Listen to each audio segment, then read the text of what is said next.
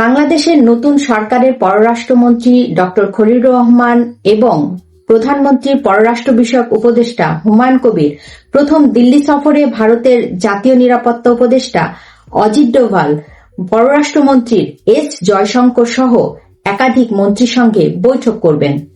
নতুন সরকারের মন্ত্রী ও উপদেষ্টারা প্রথম দিল্লি সফরকে ভারত যথেষ্ট গুরুত্ব দিচ্ছে কেন? গুরুত্ব দেওয়া বলতে কি বোঝায় আমি সেটা জানি না। সেটা হচ্ছে যে প্রথম কথা, ভারত সরকার এই সফরটাকে ঘোষণাই করেনি আনুষ্ঠানিকভাবে। কারণ হচ্ছে, ঘোষণা না করার একটা বড় কারণ হচ্ছে, কারণ বাংলাদেশ থেকে প্রস্তাব এসেছিল তারা মরিশাস যাওয়ার পথে ভারত হয়ে যেতে চান। ফলে ভারত হয়ে যাচ্ছেন যখন, স্বাভাবিকভাবে ভারতের যারা উচ্চপদস্থ তার যারা কাউন্টার পার্ট তাদের সঙ্গে যিনি সাক্ষাৎ করবেন তারা সময় দেবেন, এটা আশা করা যায় আর কি। সেই কারণেই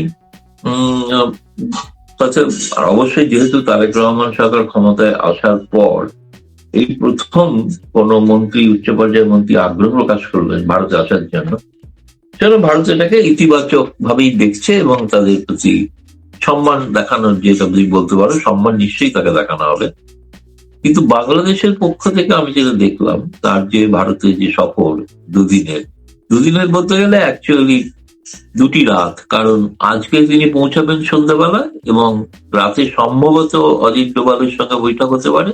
এই বৈঠকটি বেশি গুরুত্বপূর্ণ এবং রাজনৈতিক বৈঠক হতে পারে। আগামীকাল তার আর কি সারাদিনে যে প্রোগ্রাম এখন পর্যন্ত আছে সেটা হলো তিনি পররাষ্ট্রমন্ত্রী এস জয়শঙ্করের সঙ্গে পররাষ্ট্র মন্ত্রণালয় বৈঠক করবেন। মানে সরকারি বৈঠক হলে সেটা হায়দ্রাবাদ হাউসে হয়ে থাকে, এটা হায়দ্রাবাদে হচ্ছে না।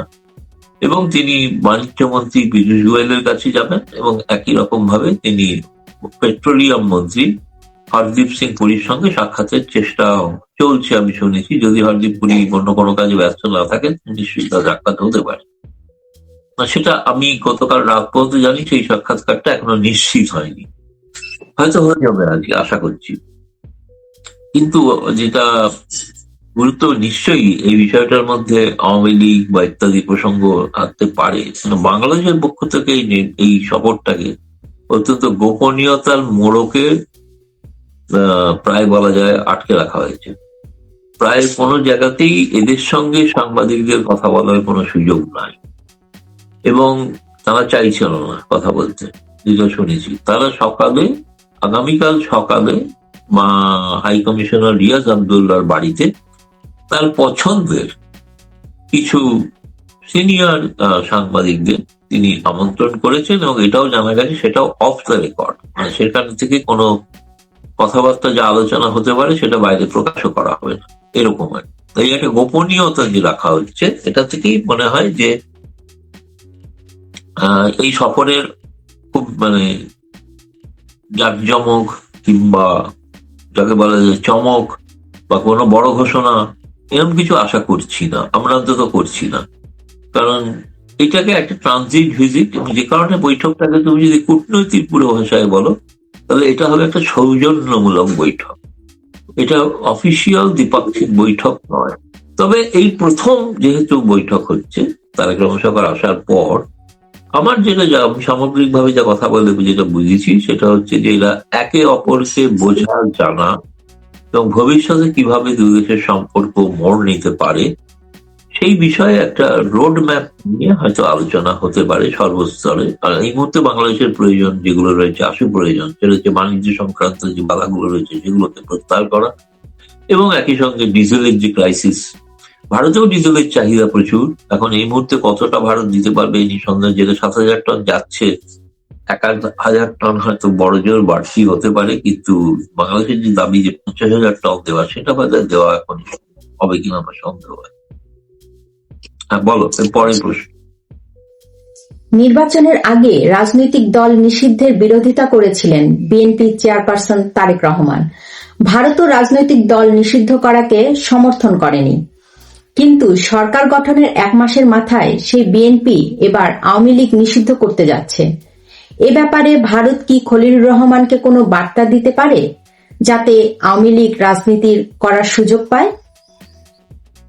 আমার মনে হয় তাই। ভারত তার নীতির কোনো পরিবর্তন করেনি। ভারত মনে করে বাংলাদেশে একটা ইনক্লুসিভ পলিটিক্স হওয়া উচিত এবং তাতে বৃহত্তম রাজনৈতিক দল তার নিষেধাজ্ঞা প্রত্যাহার হওয়া উচিত, এবং এটা বাংলাদেশের মানুষ তারপরে পছন্দ করে নেবেন, তারা তাকে পছন্দ করবেন কি করবেন না। কিন্তু জোর করে কোনো নিষেধাজ্ঞা চাপিয়ে দেওয়ায় তারেক রহমান স্বয়ং বলেছিলেন তিনি নিষেধাজ্ঞায় বিশ্বাস করেন না। দ্বিতীয় কথা, আমার যেটা মনে হয়েছে, আমি যতদূর খবর পেয়েছি, বোধহয় খবরটার মধ্যে কোনো একটা বিভ্রান্তি আছে। বিভ্রান্তি আছে এই কারণে যে আমাকে যা বিএনপি সূত্র থেকে যা বলা হয়েছে সেটা হচ্ছে এটা মিডিয়া মিস ইন্টারপ্রেট করেছে, এটা অন্য একটা আইনের একটা ধারা কিছু বদলানো হচ্ছে। সে আইনটা শেখ হাসিনাই করে গিয়েছিলেন 2009-এ। এটা আর যেটা যে নিষিদ্ধ করা হয়েছিল, ইউনিট সরকার করেছিলেন, সেটা হচ্ছে এক্সিকিউটিভ অর্ডার, অর্থাৎ প্রশাসনিক আদেশে, সেটা কোনো অর্ডিন্যান্স নয়। তবে প্রশাসনিক আদেশটাকে বিল আকারে আনতে গেলে নতুন করে বিল আনতে হয়, কিন্তু সেটা করবে কিনা আমার খুব সন্দেহ আছে। আর এটা করলে ভারত কেন, পৃথিবীর কোনো দেশ সমর্থন করবে না। একটা বৃহত্তম রাজনৈতিক দলকে নিষিদ্ধ ঘোষণা করে, বিএনপিকে তো আর কখনোই নিষিদ্ধ ঘোষণা করেনি আওয়ামী লীগ। তাদের প্রতি হয়তো অন্য অনেক অন্যায় হয়ে থাকতে পারে, তাদেরকে গণতান্ত্রিক সুবিধা হয়তো দেওয়া হয়নি, না অধিকার তাদের হয়তো বঞ্চিত হতে হয়েছে। যদি নিষিদ্ধ তো করতেই পারত, তাই না? নিষিদ্ধ করেনি। এমনকি জিয়াউর রহমান ইসলামের যে জাদুঘরটি আছে সেটি সুরক্ষিত আছে শেখ হাসিনার সময়। কিন্তু দুর্ভাগ্যের বিষয় যে তথাকথিত বিপ্লবের পর বঙ্গবন্ধুর বাড়িটা অক্ষত রইল না। এটা মানসিকতার পার্থক্য, আদর্শগত পার্থক্য স্পষ্ট হয়ে উঠেছে। এটা ভারত এটারও নিন্দা করেছিল, বঙ্গবন্ধুর বাড়ি যখন ভাঙা হয়।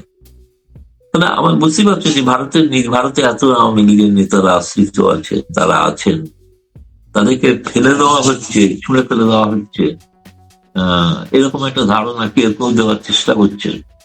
তারা অতি উৎসাহে করছে আর কি। তাদের প্রতি আমাদের করুণা ছাড়া আর কিছু দেওয়ার নেই। আগের বার ইউনূসের নিরাপত্তা উপদেষ্টা হিসেবে দিল্লি সফর করেছিলেন খলিলুর রহমান, এবার পররাষ্ট্রমন্ত্রী হিসাবে। বলা হয়ে থাকে সেই সফরে ভারত বেশ কিছু প্রস্তাব দিয়েছিল, যার কোনোটিই মানেননি ডক্টর ইউনূস সরকার। এবারও কি একই দৃশ্যের পুনরাবৃত্তির কোনো সম্ভাবনা কি দেখছে ভারত? কিছু করার নেই। ভারতের সঙ্গে ইউনূস সরকারের সঙ্গে যেরকম একটা কাজ চালানোর মতো সম্পর্ক ছিল সেরকমই সম্পর্ক থাকবে। শুধু ভারত নয়, ভারতের তো পাশে একটা বলে রাখি, ঠিক এই সময় একই সময়ে ভারতের পররাষ্ট্র সচিব বিক্রম মিশ্রি তিনি আমেরিকা রওনা হচ্ছেন 4 দিনের জন্য। আগামীকালই রওনা হচ্ছেন, মানে যেদিন আগামীকাল বৈঠক, পররাষ্ট্রমন্ত্রীর সঙ্গে পররাষ্ট্রমন্ত্রীর বৈঠক, তখন বিক্রম মিশ্রি থাকবেন কিনা এটা এখনো নিশ্চিত নয়। তিনি ইউএস রওনা হচ্ছেন। ফলে এই ধরনের কোন সিদ্ধান্ত তারা নেবেন কি নেবেন না তো আমি জানি না, বলতে পারি না। কিন্তু এটা নিঃসন্দেহে যে ভারত সেই সিদ্ধান্তটাকে প্রকাশ্যে প্রতিবাদ জানাবে। ভারতের প্রধানমন্ত্রী নরেন্দ্র মোদীর সঙ্গে তাদের সৌজন্য সাক্ষাতের খবর কেউ কেউ প্রকাশ করেছে। ভারতের প্রধানমন্ত্রীর সঙ্গে তাদের সাক্ষাৎ হওয়ার সুযোগ কি দেখছেন?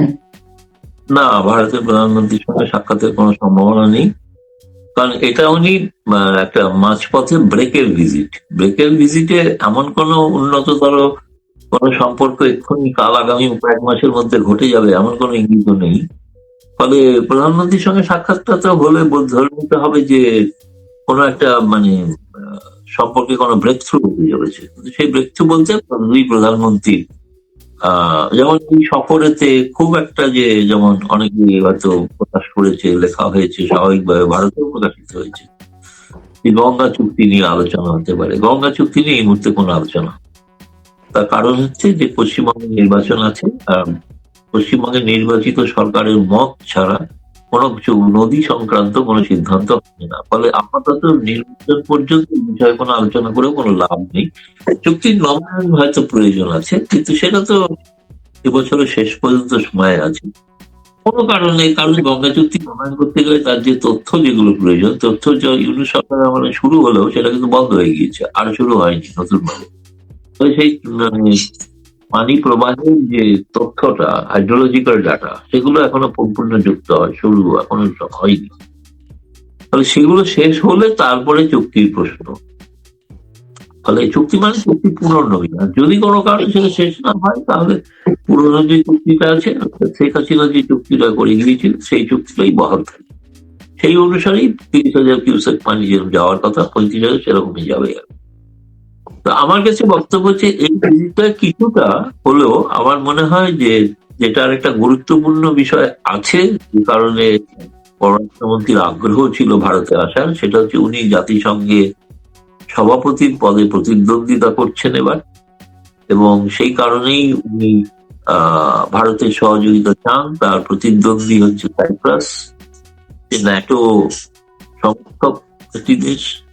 ফলে তার সঙ্গে প্রতিদ্বন্দ্বিতা করতে গেলে নিশ্চিতভাবে ভারতের সাহায্য দরকার। ভারত মানে হচ্ছে দক্ষিণ গোলার্ধের যত দেশ আছে সকলের সঙ্গেই ভারতের মত গ্রহণযোগ্য হয়ে থাকে। সেই পথটা খুবই গুরুত্বপূর্ণ পথ, হয়তো সেখানে ভারতের সাহায্য তিনি চাইবেন। সেখান থেকে যিনি মরিশাস দেবেন, আমি শুনেছি তিনি মরিশাস থেকে পাকিস্তানে সফর করতে পারেন, পাকিস্তানের সমর্থনও প্রয়োজন। আপনার মূল্যবান বিশ্লেষণের জন্য ধন্যবাদ। দর্শক, আপনি কি মনে করেন বাংলাদেশ কি নিজের অবস্থানে অটল থাকবে, নাকি ভারতের কৌশলের কাছে কিছুটা নতি স্বীকার করবে? জানান আপনার মতামত। ভিডিওটি শেয়ার করুন, লাইক দিন। এতক্ষণ সঙ্গে থাকার জন্য